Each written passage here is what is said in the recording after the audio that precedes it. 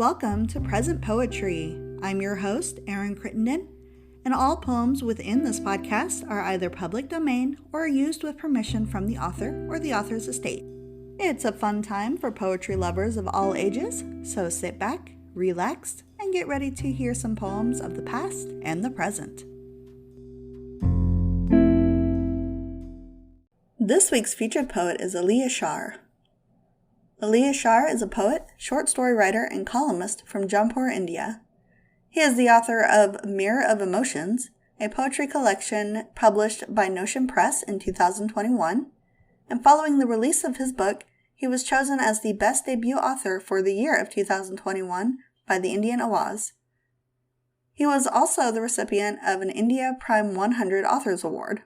Ali's works have been published extensively in journals around 15 countries, including the Indian Review, the Raven Review, Wild Court International Poetry Journal, and the Bosphorus Review of Books, among others.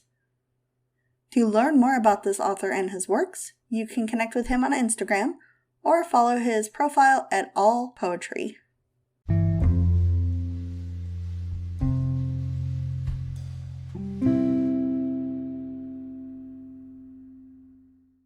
This poem is called Medico. Responsibility is the reflection of a person's caliber. She leads from the front line with her persona. Patients call upon God. God answers in different ways, one of them being her indefatigable spirit and its umpteen tales. IPD department is the synonym of miracle, where life confronts her arch-rival. The turf witnessed some of the most intense battles, day in and day out. The horizon knows of her resistance. The shores far away have held the loftiest of tides in its timeline. Next day, a breeze gives glad tidings to the ambiance. A newborn makes his way to the scene.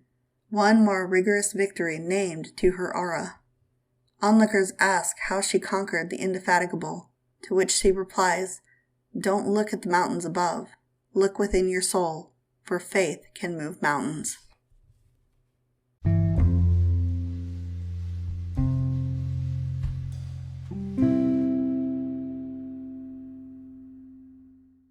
This poem is called Rear View. Dad takes us on a long drive as we reunite after 2 years. We come across my old school. Dad starts reminiscing first day of my school and exclaims, "He used to be a brat." Mama replies, "This institution is a palette of memories which turn him into a sincere boy." 2 miles away, there's an exhibition going on, where I recall going every year after being done with my exams. We chatter about how my parents used to bring me here to get my favorite toy on the pretext of passing my exam with flying colors. We move forward in a similar way to life. We dine at my favorite restaurant. Mama asks Dad to order chicken curry, which brings tastes to our conversation. For it used to be my favorite dish, and Mama used to cook it for me eagerly on different occasions. We finish the scrumptious dinner and go for a walk. We look at the sky and introspect. Time elapses fast. Just like the disappearing sun under the horizon, my childhood disappeared somewhere under the responsibilities of adulthood.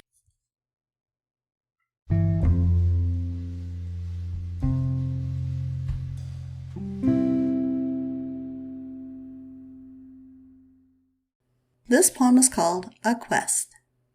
From beneath the layers of a soul calls a voice, an artist. His home, dispersing through the prism of art, are a band of emotions, a quest for answers to the question, life. Connecting a million souls over the centuries and 1,000 mysteries beyond generations. A mind of a rebel that treads upon a path of revolution to the new age of enlightenment. Never about how long the artist lives, but how deep the art has enlivened.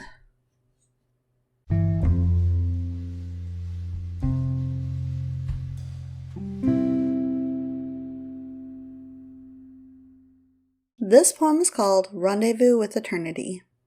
There came many before me, and there are going to come many after me. Time asked me to play my character in one era. Perhaps literature made me live many. It shall keep bridging the gap to connect umpteen hearts ever.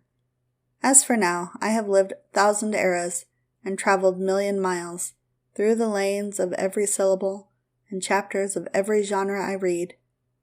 My soul was inquisitive for the conversations every tale was depicting. I found myself submerged more between fiction and nonfiction, as I get lost in melodies of silent words that spoke more innately to me than all cacophonies of any sapient conversation.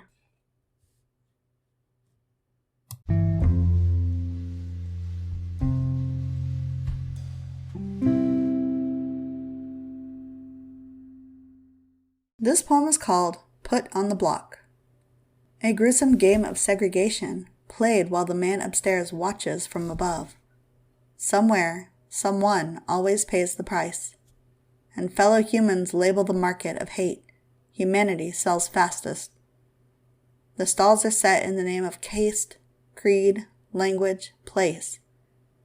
Some of the more privileged folks give a call to auction. Close the deal. Thank you for listening to this episode of Present Poetry.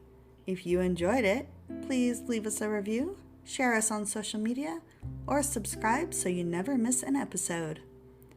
If you would like to learn more about the featured poet, or you would like your work featured on the podcast, please check out the links in the show notes. Thank you again for listening, and I hope you all have a wonderful day. Bye-bye.